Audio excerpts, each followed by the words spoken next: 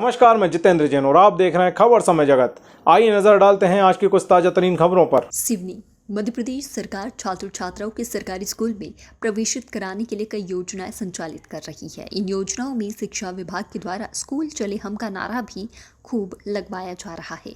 उधर आदिवासी बहुल विधानसभा क्षेत्र में इन स्लोगन्स का एक नया स्वरूप प्रचलित हो रहा है। जर्जर भवन स्कूल चले हम आदिवासी बाहुल्य क्षेत्र का यही है चलन। सिवनी मुख्यालय से लगभग 140 किलोमीटर दूर सिवनी जबलपुर बॉर्डर पर स्थित बरगी डैम से स्थापित ग्राम बिजासेन में कक्षा 1 से लेकर 8 तक कक्षाएं संचालित होती है।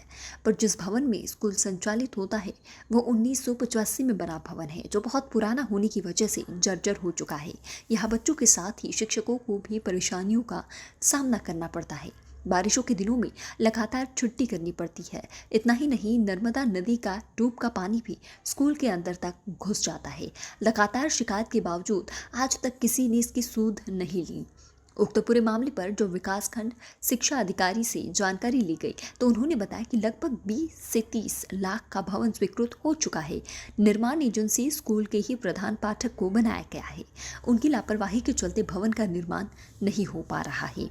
सवाल ये खड़ा होता है कि लापरवाही किसी की भी हो, मासूम बच्चे खतरे के साए में शिक्षा ग्रहण कर रही है। अगर कोई हादसा होता है तो जवाबदारी किसकी होगी, ये देखना होगा। यहाँ पर जो प्राथमिक शाला है सन 1913 में यहाँ पर स्कूल की स्थापना हुई है और उसकी बिल्डिंग जो है 1985 में बनी और माध्यमिक शाला सन 1971 में यहाँ पर संचालित हुआ और बिल्डिंग उसकी 86 में बनी हुई है, 1986 में। और जब से आज तक मतलब हमें नवीन भवन आज तक नहीं मिला और हम जर्जर भवन में बच्चों को पढ़ाने के लिए मजबूर हैं और सरकार इस तरफ कोई ध्यान नहीं दिया जा रहा है। सरकार की तरफ से हम लोग गीले में बच्चों को कभी कभी पढ़ाना पड़ता है। हमको जब ज़्यादा बारिश होती तो हमें स्कूल से छुट्टी भी करना पड़ता है, क्योंकि पानी ऊपर जो है, रोड ऊपर है और ये बिल्डिंग नीचे है।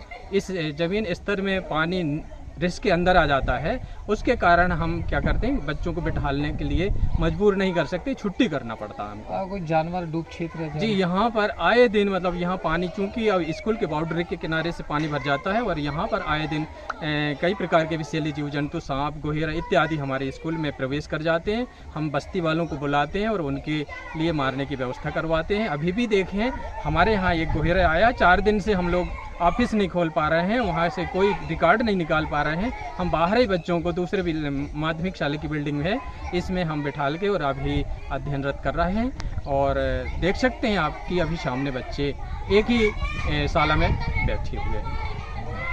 परेशानियाँ तो बहुत आती हैं सर। जब पानी पूरा टपकता है, बच्चे बैठने के लिए तो सब पूरा गीला हो जाता है और पूरा पानी खप्पड़ भी फूट चुके हैं और ऐसे कीड़े मकोड़े, जब पानी जैसा जैसा भरेगा सर, ये भरा वैसे वैसे पूरे कीड़े मकोड़े वहाँ आते जाएंगे और पूरा बास करेंगे, वहीं निवास करेंगे। तो फिर बच्चों के साथ दिक्कत बनता है, हमारे साथ भी दिक्कत बनता है सर। फिर हम लोगों के साथ समस्या आ जाती है सर जी। तो उसके लिए थोड़ा सा हमारा नया बिल्डिंग बनना चाहिए, तो बच्चे भी सुरक्षित रहें, हम भी सुरक्षित रहें और बच्चे भी अच्छे पढ़ सकें और आगे तक उन्नति कर सकें। जर्जर हुआ कि भाई सुधार चाहिए बच्चों के लिए। अब मैं तो पढ़ के छोड़ दिए 11वीं तक, मैं तो हो गया 60 साल को। मेरे पास तो अब बुद्धि है जितनी उतनी। ये स्कूल कैसा है अभी? स्कूल जर्जर है तो बच्चों को पानी में जो कुछ है वो ही तो 2-3 दिन से गिर रहे, मिले ही नहीं। तो क्या व्यवस्था चाहिए स्कूल में? स्कूल के नाम भाई स्कूल बनना चाहिए, नहीं तो स्कूल बनना चाहिए। सब हाई रेट ही चाहिए, सब जगह तुम हाई रेट ही देते हो, ये तो डूब में नहीं दे सकते। इधर से हम सब पानी भर जाता है, हम कहीं इधर कोई को पकड़ेंगे बोते से, ये तो इतना पानी भरे। हाँ, बिजासेन जो भवन है जर्जर स्थिति में है, जो सही है, मतलब पुराना है, जर्जर तो नहीं है। बाकी वास्तव में वहाँ पे भवन की आवश्यकता है और भवन स्वीकृत भी हो चुका है।